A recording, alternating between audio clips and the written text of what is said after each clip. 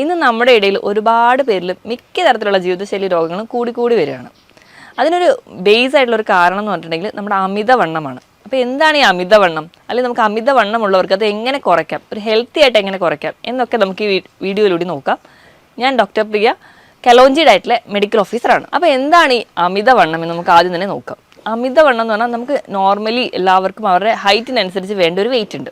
ആ വെയിറ്റിലും അധികമായിട്ട് നമ്മുടെ ശരീരത്തിൽ കൊഴുപ്പ് കെട്ടിക്കിടക്കുന്ന ഒരു അവസ്ഥയാണ് നമ്മൾ അമിതവണ്ണം എന്ന് പറയാം. അപ്പം ഓരോരുത്തർക്കും നോക്കുമ്പോൾ അവർക്ക് അമിതവണ്ണമാണോ എന്നൊക്കെ തിരിച്ചറിയാൻ വേണ്ടി നമ്മുടെ WHO തന്നെ ഒരു മാനദണ്ഡം വെച്ചിട്ടുണ്ട്. അപ്പോൾ അത് പ്രകാരം നമ്മൾ ബോഡി മാസ് ഇൻഡെക്സ് എന്നാണ് കാൽക്കുലേറ്റ് ചെയ്യുക. ബോഡി മാസ് ഇൻഡെക്സ് എങ്ങനെ കാൽക്കുലേറ്റ് ചെയ്യാം? നമ്മുടെ ശരീരഭാരം കിലോഗ്രാമിൽ എടുക്കുക, അതിനെ നമ്മുടെ ഹൈറ്റ് മീറ്റർ സ്ക്വയറിൽ വെച്ച് ഹരിക്കുമ്പോൾ കിട്ടുന്നതാണ് നമ്മുടെ BMI എന്ന് പറയുന്നത്. ആ ഒരു BMI എന്ന് പറയുന്നതിൻ്റെ വാല്യൂ എത്രയാണോ കിട്ടുന്നത് അത് വെച്ചിട്ടാണ് നമുക്ക് അമിതവണ്ണമാണോ അതോ നമുക്ക് നോർമൽ വെയിറ്റ് ആണോ എന്നൊക്കെ കാൽക്കുലേറ്റ് ചെയ്യുന്നത്. ഇപ്പോൾ നോർമൽ എന്ന് പറഞ്ഞാൽ 18-നും 25-നും ഇടയിലാണ് നിങ്ങൾക്ക് BMI കാൽക്കുലേറ്റ് ചെയ്യുമ്പോൾ കിട്ടുന്നതെങ്കിൽ നമ്മൾ നോർമലാണ്, നമുക്ക് അമിതവണ്ണവും ഇല്ല, നമുക്ക് ശരീരഭാരം കുറവുമല്ല. ഇപ്പോൾ 18-ന് താഴെ വരുവാണെങ്കിൽ നമുക്ക് ശരീരഭാരം കുറവാണ്, നമുക്ക് വെയിറ്റ് കുറവാണ്, അണ്ടർ വെയിറ്റ് എന്നൊക്കെ നമുക്ക് പറയാം.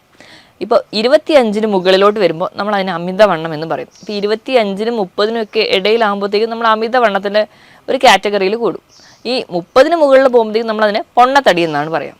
അപ്പം അമിതവണ്ണം ഉണ്ടാവാൻ പല കാരണങ്ങൾ കൊണ്ട് നമുക്ക് കാണാറുണ്ട്. അപ്പം നമുക്ക് ഒന്നെങ്കിൽ നമ്മൾ എന്തെങ്കിലും ഭക്ഷണം കഴിക്കുന്നതിൻ്റെ ഭാഗമായിട്ട് വരാം, അല്ലെങ്കിൽ മറ്റു പല രോഗത്തിൻ്റെ അടിസ്ഥാനത്തിൽ വരാം. അപ്പോൾ അമിതവണ്ണം ഉണ്ടാവാനുള്ള കാരണങ്ങൾ നമ്മൾ എക്സോജീനിയസ് എന്നും എൻഡോജീനിയസ് എന്നും ഡിവൈഡ് ചെയ്തിട്ടുണ്ട്.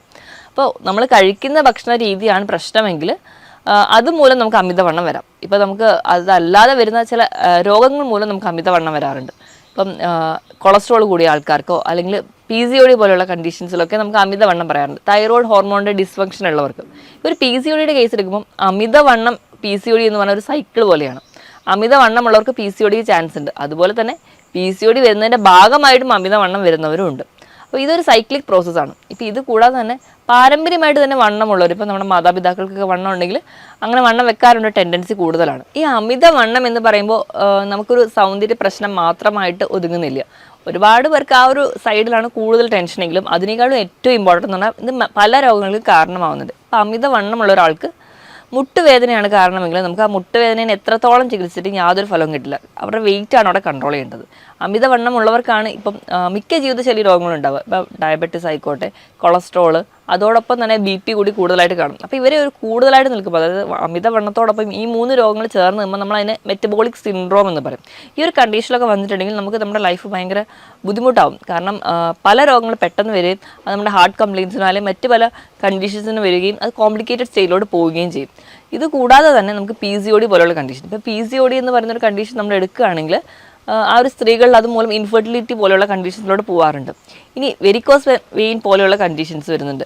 വെരിക്കോസ് വെയിൻ ഉണ്ടാവാൻ ഇവിടെ പറഞ്ഞ പോലെ അമിതവണ്ണം വരുന്നു, അതുപോലെ വെയിൻസിലുണ്ടാകുന്ന കംപ്രഷൻ, അങ്ങനെ നമുക്ക് അതിൻ്റേതായ ബുദ്ധിമുട്ടുകളുണ്ട്. ഇത് കൂടാതെ തന്നെ ഈ അമിതവണ്ണം നമുക്ക് മെൻ്റലി ഭയങ്കര ഇറിറ്റേറ്റഡ് ആയിരിക്കും. അത് കുറച്ചുകൂടി ഇൻട്രോവേർട്ട് ആയി പോവുകയും ആ ഒരു ഡിപ്രഷൻ പോലെയുള്ള കണ്ടീഷൻസിലോട്ട് പോകും. അപ്പോൾ എല്ലാ രീതിയിലും നോക്കിക്കഴിഞ്ഞാലും അമിതവണ്ണം ഭയങ്കര ബുദ്ധിമുട്ട് തന്നെയാണ്. അപ്പോൾ നമ്മൾ ഇത് എങ്ങനെ കുറയ്ക്കണം, അതാണ് നമുക്ക് എല്ലാവർക്കും അറിയേണ്ട കാര്യം. അപ്പോൾ അമിതവണ്ണം നമ്മൾ എങ്ങനെ കുറയ്ക്കണം നോക്കിക്കഴിഞ്ഞാൽ നമ്മൾ ഏറ്റവും ബേസിക് ആയിട്ട് വേണ്ടതെന്ന് വെച്ച് കഴിഞ്ഞാൽ ഒരു ഡോക്ടറുടെ അല്ലെങ്കിൽ ഒരു ഡയറ്റീഷ്യൻ്റെ കൺസൾട്ടേഷൻ എടുക്കുകയാണ് വേണ്ടത്.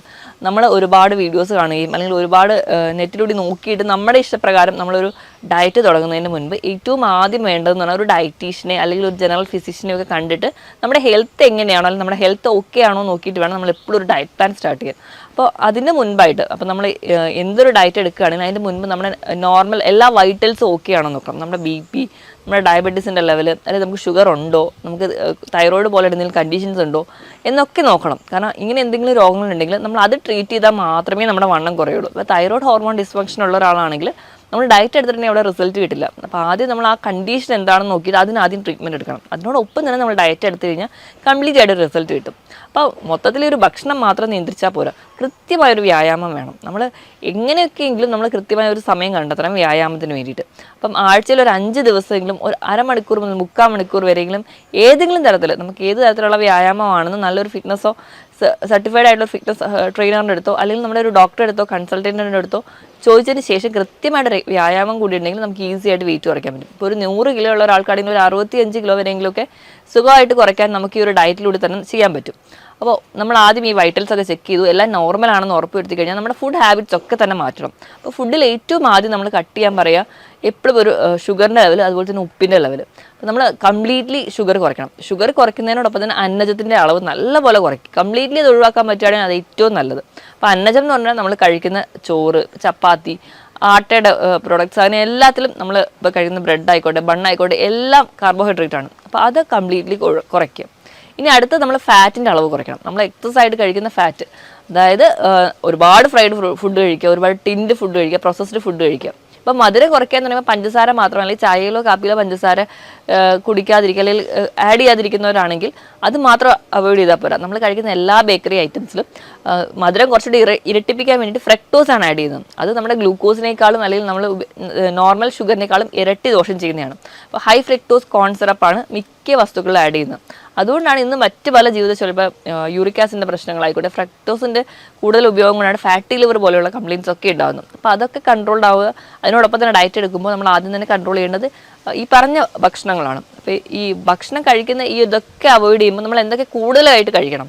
കൂടുതലായിട്ട് നമ്മൾ എപ്പോഴും പ്രോട്ടീൻസ് ചേർക്കുക. പ്രോട്ടീൻസ് ആണ് ഏറ്റവും നമുക്ക് വേണ്ടത്. നമ്മുടെ മസിൽ ബിൽഡ് ചെയ്യാനും നമുക്ക് വേണ്ട എനർജി. എപ്പോഴും കാർബോഹൈഡ്രേറ്റ് എന്ന് പറഞ്ഞാൽ നമുക്ക് ഇതിൽ ജോലി ചെയ്യാൻ വേണ്ടിയിട്ടുള്ള എനർജിയാണ് കാർബോഹൈഡ്രേറ്റ് തരിക. അപ്പം ഇന്നത്തെ ഒരു ലൈഫ് സ്റ്റൈൽ പ്രകാരം നമുക്ക് ഒരുപാട് ആയാസമുള്ള അല്ലെങ്കിൽ അധ്വാനമുള്ള ജോലികളൊന്നുമില്ല. അപ്പോൾ കാർബോഹൈഡ്രേറ്റിൻ്റെ അളവ് മാക്സിമം കുറയ്ക്കുക. നമുക്ക് അതിന് പകരം പ്രോട്ടീൻസ് കഴിക്കുക, നല്ലപോലെ വെജിറ്റബിളും ഫ്രൂട്ട്സും കഴിക്കുക. അത് കൂടുതൽ കട്ട് ചെയ്ത് ഫ്രഷ് ആയിട്ട് സാലഡായിട്ട് കഴിക്കാനാണ് ഏറ്റവും നല്ലത്.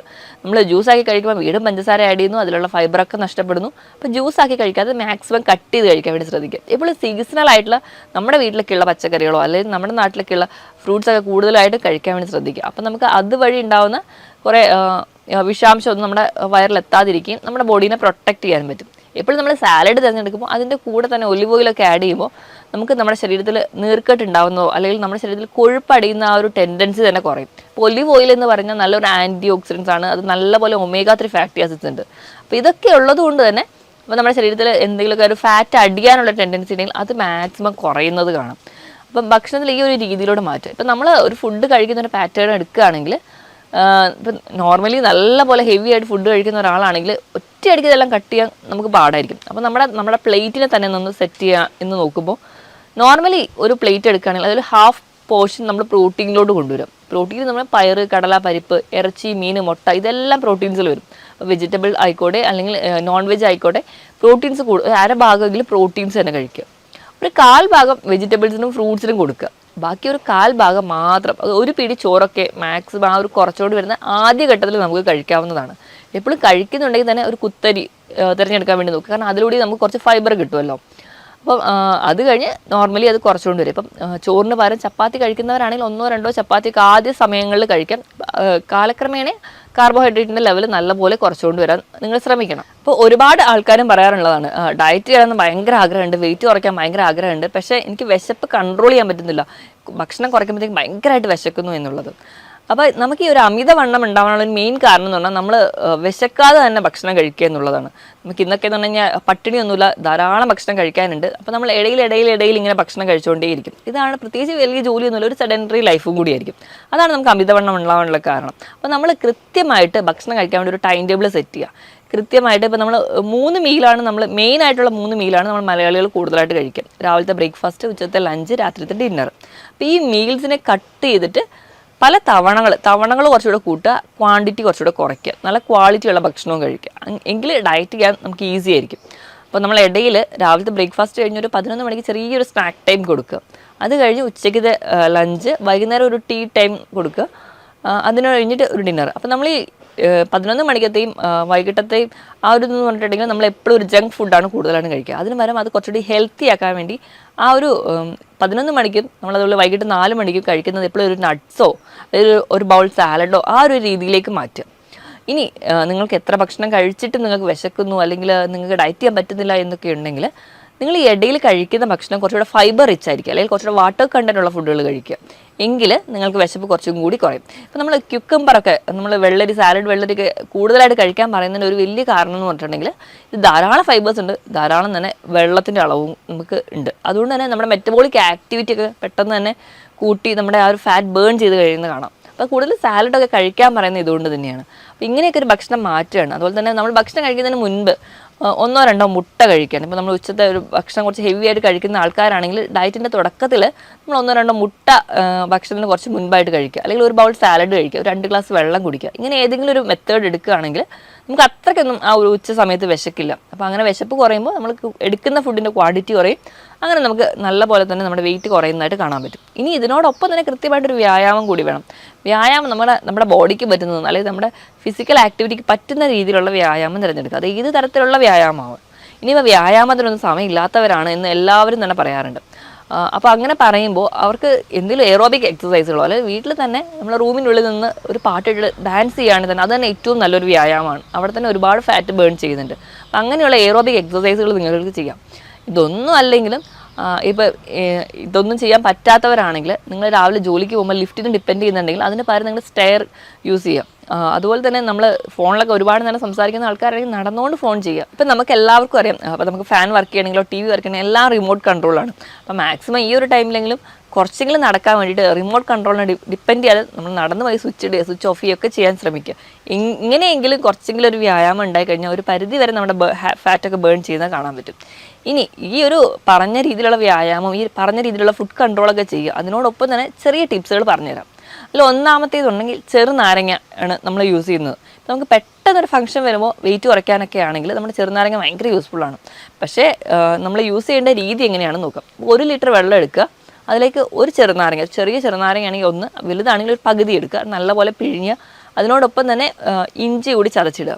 ഇത് നമ്മളിത് രാവിലെ വെറും വയറ്റിൽ കുടിക്കാം. പക്ഷേ അസിഡിറ്റി പോലെയുള്ള പ്രശ്നങ്ങളുള്ളവരാണെങ്കിൽ രാവിലെ വെറും വയറ്റിൽ കുടിക്കേണ്ട, പല തവണകളിലായിട്ട് ഒരു ദിവസം കുടിക്കുക. ആഴ്ചയിൽ ഒരു 3 ദിവസമെങ്കിലും ഇങ്ങനെ ചെയ്യുകയാണെങ്കിൽ നമുക്ക് വെയിറ്റ് ഗെയിൻ നല്ലപോലെ കുറയുന്നതായിട്ട് കാണാൻ പറ്റും. കാരണം ഇത് ഫാറ്റ് ബേൺ ചെയ്യാനും നമ്മുടെ മെറ്റബോളിക് ആക്ടിവിറ്റി ഒക്കെ കൂടുന്നതായിട്ട് കാണാം. ഇത് പെട്ടെന്നുണ്ടാകുന്ന ഒരു വെയിറ്റ് ലോസിന് വേണ്ടിയിട്ട് മാത്രം ഡിപ്പെൻഡ് ചെയ്യുക. കണ്ടിന്യൂസ്ലി ഇത് യൂസ് ചെയ്യുന്നത് അത്ര നല്ലതല്ല. നമുക്ക് അസിഡിറ്റി പോലുള്ള പ്രശ്നങ്ങൾ ഉണ്ടാകാനുള്ള ചാൻസ് വളരെ കൂടുതലാണ്. ഇനി രണ്ടാമത് പറഞ്ഞാൽ ജീരകം ഇട്ട് തിളപ്പിച്ച വെള്ളം. അപ്പോൾ നമ്മളൊരു 250 ml, അതായത് 1/4 ലിറ്ററോളം വെള്ളം എടുക്കുക, ഒരു നുള്ളു ജീരകം ഇട്ട് നല്ലപോലെ തിളപ്പിച്ച് ആ വെള്ളം നമ്മൾ സ്ഥിരമായിട്ട് കുടിക്കുകയാണെങ്കിൽ ഇത് നമ്മുടെ ഫാറ്റ് ബേൺ ചെയ്യാൻ സഹായിക്കും. ജീരകത്തിൽ തൈമോൾ എന്ന് പറയുന്നൊരു കണ്ടന്റ് ഉണ്ട്. ഈ തൈമോൾ എന്ന് പറയുന്ന കണ്ടന്റ് നമ്മുടെ പാൻക്രിയാസിൻ്റെ ആക്ടിവിറ്റി സ്റ്റിമുലേറ്റ് ചെയ്യും. അപ്പോൾ നമ്മുടെ വെയിറ്റ് കുറയും. ഇപ്പം നമുക്ക് ഡയബറ്റീസ് പോലെയുള്ള പ്രശ്നമുള്ളവരാണെങ്കിൽ അതും നല്ല രീതിയിൽ കൺട്രോൾ ആവാൻ പറ്റുന്നൊരു ഡ്രിങ്കാണിത്. അപ്പോൾ നമുക്ക് ഇത് ഡിപ്പെൻഡ് ചെയ്യാം. ഇനി മൂന്നാമതായിട്ട് സിനമാൾഡിഹൈഡ് കണ്ടന്റ് ഉള്ള കറുകപ്പട്ട ഇട്ട് തിളപ്പിച്ച വെള്ളം കുടിക്കാം. അപ്പോൾ കറുകപ്പട്ട നിങ്ങൾക്ക് ഒന്നെങ്കിൽ പൊടിയായിട്ട് ഒരു നുള്ള ആഡ് ചെയ്യും, അല്ലെങ്കിൽ ചെറിയ രീതിയിൽ ഒരു കഷ്ണം ആഡ് ചെയ്ത് നല്ലപോലെ വെള്ളം തിളപ്പിച്ച് അത് നിങ്ങൾക്ക് ദിവസവും മാറി മാറി കുടിക്കാവുന്നതാണ്. ഈ ഒരു സിനമാൾഡിഹൈഡ് എന്ന് പറയുന്ന കണ്ടന്റ് ഫാറ്റ് ബേൺ ചെയ്യാൻ നല്ല ഒരു മാർഗ്ഗമാണ്. അപ്പോൾ നമ്മുടെ എക്സസൈഡ് വരുന്ന ഫാറ്റ് അത് കുറയ്ക്കുന്നുണ്ട്. അതുപോലെ തന്നെ അതിൻ്റെ ഒരു എൻസൈമാറ്റിക് ആക്ടിവിറ്റി മൂലം നമ്മുടെ ശരീരത്തിൽ ഫാറ്റ് ഡിപ്പോസിറ്റ് ചെയ്യാനുള്ള ടെൻഡൻസി ഉണ്ടെങ്കിൽ അതും കുറയുന്നതായിട്ട് കാണാൻ പറ്റും. ഇനി നാലാമതായിട്ട് ആപ്പിൾ സിഡർ വിനെഗർ. ഇതും അസിഡിറ്റി പോലെയുള്ള പ്രശ്നമുള്ളവർക്കാണെങ്കിൽ കണ്ടിന്യൂസ്ലി യൂസ് ചെയ്യുന്നത് അത്ര നല്ലതല്ല. ഇനി അല്ലാത്ത ആൾക്കാരാണെങ്കിൽ 150 ml വെള്ളം എടുത്തിട്ട് അതിലേക്ക് 1 teaspoon apple cider vinegar add ചെയ്യുക, നല്ലോണം മിക്സ് ചെയ്തിട്ട് നിങ്ങൾക്ക് രാവിലെ വെറും വയറ്റിൽ കുടിക്കാം. പക്ഷേ അസിഡിറ്റി പോലെയുള്ള പ്രശ്നമുള്ളവരാണെങ്കിൽ ഇത് യൂസ് ചെയ്യാതിരിക്കുക. ഇത് നിങ്ങൾക്ക് ഇടയിലൊക്കെ കുടിക്കാവുന്നതാണ്. അങ്ങനെ ചെയ്ത് കഴിഞ്ഞാലും നിങ്ങൾക്ക് ഒരു പരിധി വരെ ഫാറ്റ് ബേൺ ചെയ്യുന്നത് കാണാം. പക്ഷേ കണ്ടിന്യൂസ്ലി ഇതൊക്കെ യൂസ് ചെയ്യുമ്പോൾ നമ്മുടെ ഇനാമൽ, നമ്മുടെ പല്ലിന് ചെറിയ കേട് വരാനൊക്കെയുള്ള ചാൻസുകളുണ്ട്. അപ്പോൾ മാക്സിമം ഇടയിൽ ഇപ്പോൾ ആഴ്ചയിൽ 3 ദിവസമോ അങ്ങനെയൊക്കെ മാറി നിങ്ങൾ കുടിക്കുന്നത് ഒരു പരിധി വരെ നിങ്ങളുടെ ഫാറ്റ് ബേൺ ചെയ്യും, നിങ്ങളുടെ വെയിറ്റ് കുറയുന്നതായിട്ടും കാണാൻ പറ്റും. ഇനി ഇപ്പോൾ ചില ആൾക്കാർക്ക് പ്രശ്നം എന്ന് വെച്ച് കഴിഞ്ഞാൽ വയറിൻ്റെ ഭാഗത്ത് അല്ലെങ്കിൽ ഇടുപ്പിൻ്റെ ഭാഗത്താണ് കൂടുതൽ കൊഴുപ്പെങ്കിൽ അവർക്ക് ചെയ്യാൻ പറ്റുന്ന ചില എക്സസൈസുകൾ നമുക്ക് നോക്കാം. ഒന്നാമതായിട്ട് ബ്രീത്തിങ് എക്സസൈസ്. എവിടെയെങ്കിലും നിവർന്നിരുന്നിട്ട് ശ്വാസം പതിയെ ഉള്ളിലോട്ട് എടുക്കുക, പതിയെ റിലാക്സ് ചെയ്യുക. ഒന്നാമത്തെ ബ്രീത്തിങ് എക്സസൈസാണ്. ഇനി രണ്ടാമത്തെ ആണെങ്കിൽ നമുക്ക് എവിടെയെങ്കിലും സ്റ്റഡി ആയിട്ട് തന്നെ ഇരിക്കുക, സ്റ്റഡി ആയിട്ട് എടുത്തിട്ട് ശ്വാസം നല്ലപോലെ ഉള്ളിലേക്ക് വലിച്ചെടുക്കുക, എന്നിട്ട് കുറച്ച് നേരം ശ്വാസം ഹോൾഡ് ചെയ്യുക. അപ്പോൾ നമ്മുടെ വയർ നല്ലപോലെ ടൈറ്റ് ആവും. അത് കൊണ്ട് തന്നെ ആ ഒരു ഏരിയയിലെ മസിൽസൊക്കെ കുറച്ചുകൂടെ വർക്ക് ചെയ്യുന്നതിൻ്റെ ഭാഗമായിട്ട് അവിടുത്തെ ഫാറ്റ് ബേൺ ചെയ്തു. അതിൻ്റെ ഭാഗമായിട്ട് നമുക്ക് ആ ഒരു ഏരിയയിൽ മസിൽസ് കുറയുന്നതിന് അല്ലെങ്കിൽ ആ ഒരു വർക്ക് കാരണം അവിടുത്തെ ഫാറ്റ് ബേൺ ചെയ്യുന്നത് കൊണ്ട് തന്നെ ആ ഒരു ഏരിയയിൽ തടി കുറയുന്നതായിട്ട് കാണാൻ പറ്റും. ഇനി ഒരു 15 സെക്കൻഡൊക്കെ ഇങ്ങനെ ഹോൾഡ് ചെയ്തിടുക, പിന്നെ റിലാക്സ് ചെയ്യുക, നോർമൽ ബ്രീത്തിങ്ങിലോട്ട് വരിക. ഒരു 15 തവണയെങ്കിലും ഇതേ പ്രോസസ്സ് തന്നെ കണ്ടിന്യൂ ചെയ്യുക, പിന്നെ നോർമൽ ബ്രീത്തിങ്ങിലോട്ട് വരിക. അത് കഴിഞ്ഞ് വീണ്ടും ഒരു 15ൻ്റെ സെറ്റ് എടുക്കുക. അങ്ങനെ ഒരു 30 തവണയെങ്കിലും ഒരു ദിവസം ചെയ്യുന്നത് നമ്മുടെ ആ ഒരു വയറിൻ്റെ ഭാഗത്തുള്ള കൊഴുപ്പ് അഴിയുന്നതിന് കാരണമാകും. ഇനി മൂന്നാമത്തേത് നമുക്ക് പ്ലാങ്ക് ചെയ്യുക. പ്ലാങ്ക് എക്സസൈസ് ചെയ്യുമ്പോഴും ആ ഒരു വയറിൻ്റെ ഏരിയയിൽ ഉണ്ടാകുന്ന മസിൽസൊക്കെ എൻഗേജ്ഡ് ആവുന്നതുകൊണ്ട് അവിടുത്തെ ഫാറ്റ് പെട്ടെന്ന് ബേൺ ചെയ്യുന്നതാണ്. ഈ തരത്തിലുള്ള വ്യായാമങ്ങളും ചെയ്യുക. പറഞ്ഞ രീതിയിൽ എന്തെങ്കിലും ഒരു ജോഗിങ്ങോ അല്ലെങ്കിൽ നീന്തൽ അല്ലെങ്കിൽ നമുക്ക് സൈക്ലിങ് ഇങ്ങനെ എന്തെങ്കിലുമുള്ള വ്യായാമങ്ങൾ കൂടി ചെയ്യുകയാണെങ്കിൽ നമ്മുടെ ഫാറ്റ് പെട്ടെന്ന് ബേൺ ചെയ്യും. അതോടൊപ്പം തന്നെ ഈ പറഞ്ഞ രീതിയിലൊക്കെ ഒരു കൃത്യമായ ഒരു ഡയറ്റീഷ്യൻ്റെ അണ്ടറിൽ തന്നെ നിങ്ങൾ ഡയറ്റ് ഒരു കൃത്യമായ ഒരു ചാർട്ടിലൂടെ തന്നെ ഡയറ്റ് കൂടി എടുക്കുകയാണെങ്കിൽ നല്ല രീതിയിൽ വെയിറ്റ് കുറയും. വെയിറ്റ് കുറഞ്ഞു കഴിഞ്ഞാൽ തന്നെ മിക്ക രോഗങ്ങളെ നമുക്ക് കൺട്രോളോട് കൊണ്ടുവരാനും പറ്റും. നമ്മൾ മെഡിസിൻസിനെ ഡിപ്പെൻഡ് ചെയ്ത് പല രോഗങ്ങൾക്കും പല രീതിയിലുള്ള മെഡിസിൻസിൻ്റെ കൺട്രോളോട് പോകുന്നതിൻ്റെ മുൻപ് നമുക്ക് ഈ പറഞ്ഞ രീതിയിൽ നമ്മുടെ ലൈഫ് സ്റ്റൈൽ മോഡിഫൈ ചെയ്യുകയാണെങ്കിൽ ഹെൽത്തി ആയിട്ട് ഇരിക്കാൻ പറ്റും. ഞാൻ ഈ പറഞ്ഞ കാര്യത്തിൽ എന്തെങ്കിലും ഡൗട്ട് ഉണ്ടെങ്കിൽ താഴെ കാണുന്ന നമ്പറിൽ കോൺടാക്ട് ചെയ്യുക. മറ്റൊരു ഹെൽത്ത് ടോപ്പിക്കുമായിട്ട് വീണ്ടും കാണുന്നവരെ നന്ദി.